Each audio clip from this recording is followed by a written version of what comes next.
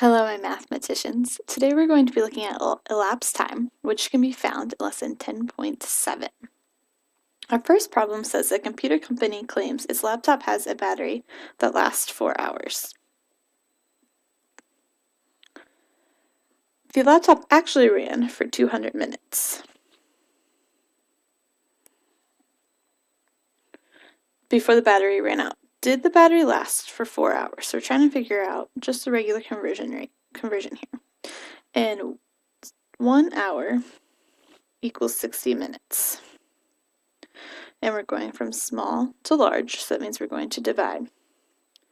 So we're going to do 200 divided by 60. Now, we cannot simplify out our zeros for this because we're dealing with time, we're not dealing with base 10, okay? So that won't give us the correct answer if we do that. So we need to think, how many times does 60 go into 200? Well, you can use the 6 into 20 by taking off the 0 that way, but we can't actually take it off.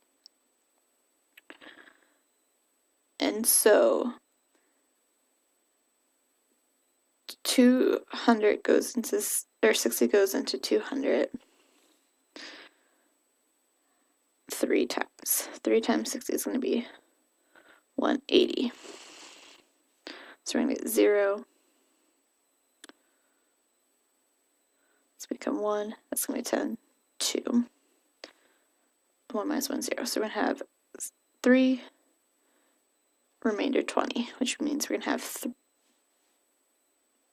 which means 200 minutes equals 3 hours, 20 minutes.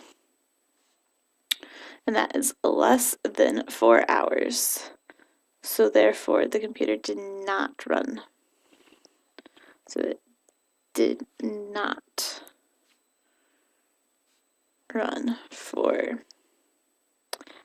4 hours. Okay. Now let's look at another problem. It says Jill spent much of her summer away from home. She spent 10 days with her grandparents. So 10 days, grandparents.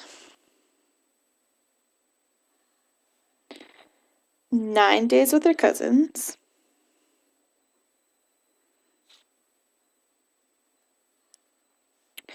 22 days at camp. How many weeks and days was she away from home? So we want our answer in weeks and days. Okay? So the first thing we need to do is figure out the total amount of days. So 10 plus 9 plus 22. So 9 plus 2 is going to be 11. 1 plus 1 plus 2 is going to be 41. So we had 41 days total. Now let's look at how many days are in a week. Well, there's 7. So in order to figure out how many weeks, we need to do 41 divided by 7. 7 goes into 41 5 times. 5 times 7 is 35. Subtract, that's 3, 11, 6. So remainder 6, that means 5 weeks, 6 days that she was away from home. So these are just some different conversions, okay, for time. But now we want to look at actual elapsed time. So we have the problem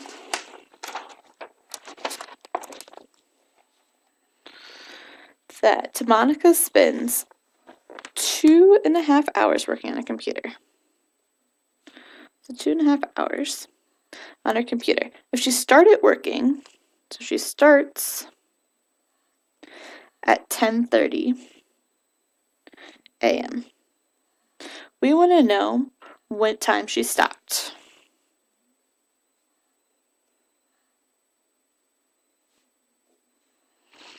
Okay?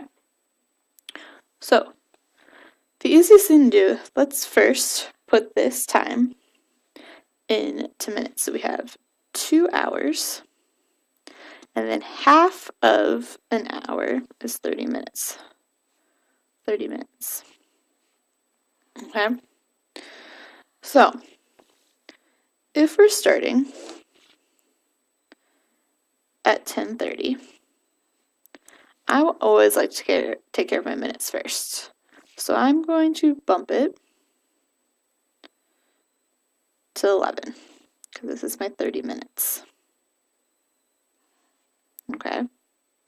So we took care of the 30 minutes. Now we need to take care of the 2 hours. Well, 11 to 12 is 1 hour. Then 1 more hour is going to be 12, or is going to be 1 p.m. So that means that she stopped at 1 p.m.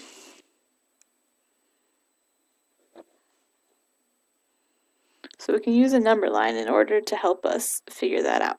Okay?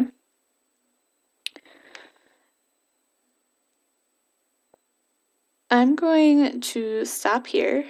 I'm going to leave you with one question to try to answer, and then I would like you to rate your level of understanding using FIST to 5.